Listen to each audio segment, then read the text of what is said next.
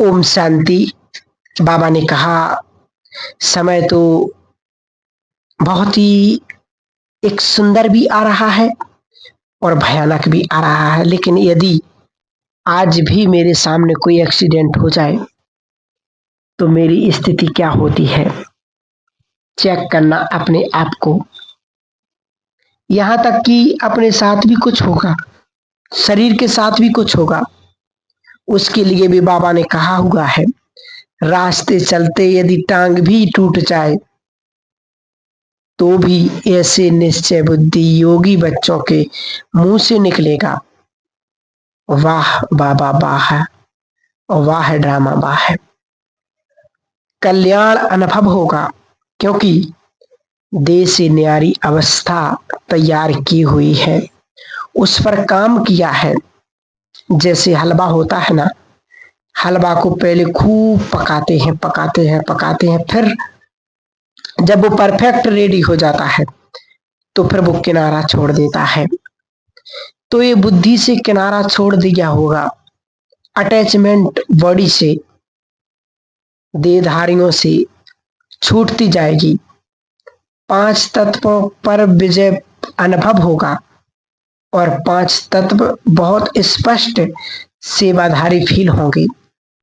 बाबा ने एक मूल्य में कहा था कि समझो बाढ़ आ रही है और आगे मेरा योगी बच्चा खड़ा है, तो बाढ़ क्या करेगी,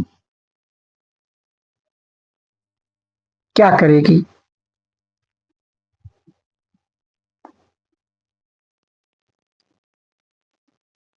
मेरे योगी बच्चे से 2 फुट दूर बाढ़ रास्ता बदल लेगी, यहां तक प्रकृति जीत हो जाएगी, बाबा ने कहा।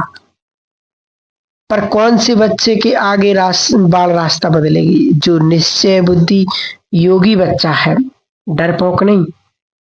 बाढ़ आ गई बाबा बचाओ, जो कह रहा है बाबा बचाओ, उसका कनेक्शन बाबा से है या मौत से है? मन का कनेक्शन। जो कह रहा है कि बाबा बचाओ तो डरा हुआ है, तो दे अभिमान में है मैं मर ना जाऊं। लेकिन जो योगी निश्चय बुद्धि है, वो ये कहने के बजाय बाबा बचाओ, वो ये सोचेगा कि वाह बाबा वाह, चलो चलते हैं अपने वतन में। वो पानी को भी पवित्रता की किरणें देगा, अपनी नई दुनिया को याद करेगा, बाबा को वहां प्रेजेंट फील करेगा, भक्तों की तरह बुलाएगा नहीं, डर करके रिक्वेस्ट नहीं करेगा। राजयोग में प्रेयर नहीं होती है, ये प्रेयर है।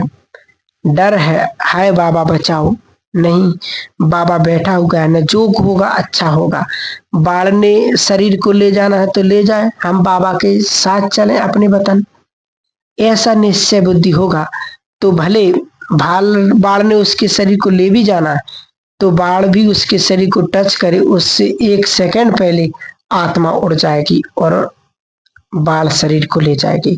भूकंप में योगी बच्चे ने शरीर छोड़ना भी है, छत गिरे यहाँ पर, उससे पहले आत्मा उड़कर चली जाएगी। फिर शरीर टूटे फूटे भूकंप में दबे, नो प्रॉब्लम, वाह वाह करते हुए चले जाएंगे, हाय हाय करके नहीं।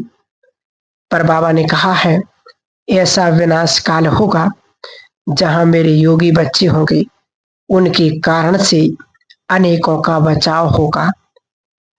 चारों ओर ये वातावरण होगा जहां बेच वाला कोई देखेगा तो उसकी तरफ दौड़ेंगे कि इधर आ जाओ, बच जाएंगे। उनको निश्चय होगा कि जहां ये होंगे ना, वहां हमारा बचाव होगा। समझो अकाल पड़ गया, अन्न का दाना खाने को नहीं, पीने को पानी की बूंद भी नहीं, ऐसे बच्चों के लिए बाबा ने क्या बोला हुआ है? बाबा का महावाक्य है, ऐसे बच्चों को बाबा वतन में सूबी रस पिलाएगा। लेकिन कौन से बच्चों को? जो उस टाइम पर सिर्फ तड़पेंगे नहीं, हाय बाबा भूख लगी है कुछ खिला दो, नहीं। बॉडी से डिटैच प्रकाश के शरीर में बाबा के मिलन की फीलिंग में, उस मिलन के फीलिंग में उनको भूख एक्सपीरियंस नहीं होगी। अव्यक्त बाप दादा ने कहा था कि बाबा उनको बॉर्नवीटा खिलाएगा। गुड़ का बनाया हुआ बॉर्नवीटा बनता था, स्पंजी हो जाता था, जो बाबा बनाते थे। तो बाबा पालना करेगा वतन में। अभी हमारा पुरुषार्थ का स्वरूप काम कर रहा है और विनाश काल के संगम युग का प्रारब्ध ही स्वरूप होगा। संगम युग के पुरुषार्थ की रिजल्ट विनाश काल में भी दिखाई देगी। तो ये अंतिम समय हमारा सेवा का स्वरूप रहे, उसके लिए पहले मन में वैसी रिकॉर्डिंग करनी है। अभी से मनसा सेवा का बहुत अभ्यास, एक दिन में कई बार बार बार उड़ कर जाना, ऑल 5 कंटिनेंट्स का चक्कर लगाना, सब आत्मा भाइयों को सुख शांति पवित्रता की किरणें देना, पांचों तत्वों को पवित्रता की किरणें देना, और सबसे मेन काम है इविल सोल्स की भी सेवा करना। इविल सोल्स को स्पेशली उन्हें याद करके उन्हें सकाश तो नहीं देते, लेकिन जब पूरे ग्लोब को सकाश देते हैं तो उसमें इन सोल्स को भी शक्ति मिल जाती है। विनाश का जो अंतिम पेपर होगा, सबसे भयानक, सबसे ज्यादा टफ, वो होगा इविल सोल्स का अटैक। करोड़ों आत्मा इकट्ठी शरीर छोड़ेंगी, परमधाम का गेट खुला नहीं होगा, और ये सब वो आत्माएं होंगी जिनका अपनी देह से, संबंधियों से, अपने पोजीशन से बहुत अटैचमेंट, एकदम तड़प तड़प करके शरीर छोड़ेंगी। तो कोई आग में जल करके छोड़ेगा, कोई पानी में डूब करके छोड़ेगा, कोई कैसे ना कोई कैसे। तो ये आत्मा शरीर छोड़कर बहुत बेचैन होंगी। इनको वापस अपना शरीर चाहिए, वापस अपने रिश्तेदार, अपना घर चाहिए, और कुछ भी मिल नहीं रहा है, सब खत्म हो गया है।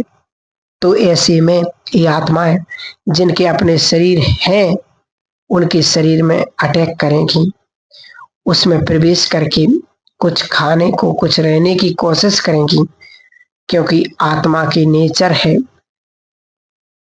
तो इस फिजिकल बॉडी के थ्रू, इंसेंस के थ्रू भोग भोगती हैं। शरीर के द्वारा आत्मा बिस्तर पर सोती है, भोजन खाती है, रिश्तेदारों से बात करती, मिलन मनाती है। तो आत्मा को बॉडी की डिफेंसेंसी है। अज्ञानियों को तो 100% बॉडी की डिफेंसेंसी है, ज्ञान तो मिला नहीं है, आत्मा परमात्मा को जानती नहीं है। लेकिन बाबा कहते हैं कि उस टाइम पर मेरे बच्चों की भी सेवा का पाठ होगा। जो मेरे बच्चे देह से न्यारी अवस्था में हैं, जो महान स्मृतियों में हैं, उन पर ये आत्मा वार करने के बजाय नमस्कार करेंगी, और उनके द्वारा ही इन भटकती हुई आत्माओं को मुक्ति और जीवन मुक्ति का रास्ता मिलेगा, उनकी भटकन समाप्त होगी। तो वास्तव में अंतिम समय हमारे लिए केवल परीक्षाओं का समय न समझें, हाय क्या होगा न समझें, लेकिन अंतिम समय हम सेवा का समझें कि मेरा अंत समय लाखों करोड़ों आत्माओं को मुक्ति, जीवन मुक्ति देने का होगा, साक्षात्कार कराने का होगा, और उड़कर बदन में जाने का होगा। तो उससे अभी से, उसके लिए अभी से धुन लगानी होगी। अब घर जाना है, अब घर जाना है, धुन लगा दे, जाना है जाना है। तो इसको बाबा कहते हैं बुद्धि का लंगर उठा दो, यानी पैक करो सब कुछ, समेटने की शक्ति धारण करो, अपनी इच्छाओं को फुल स्टॉप लगाओ। अब इस संसार से कोई कामना नहीं, इच्छाओं को फुल स्टॉप लगा दो। केवल कर्म करना है, निभाने अर्थ। शरीर को पालने के लिए, थोड़े रिश्ते निभाने के लिए हमको कर्म तो करना है। इच्छाओं से, एक्सपेक्टेशन से, डिमांड से हमको कर्म नहीं करना है।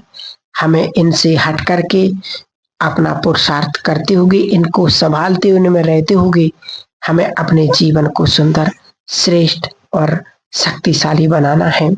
क्योंकि ये समय अब बहुत तीव्र गति से आ रहा है, इसलिए समय रहते अब हम वो करें जो बाबा हम बच्चों से चाहता, प्रकृति के पांचों तत्व हमसे चाहते, संसार की आत्माएं हमसे चाहती हैं।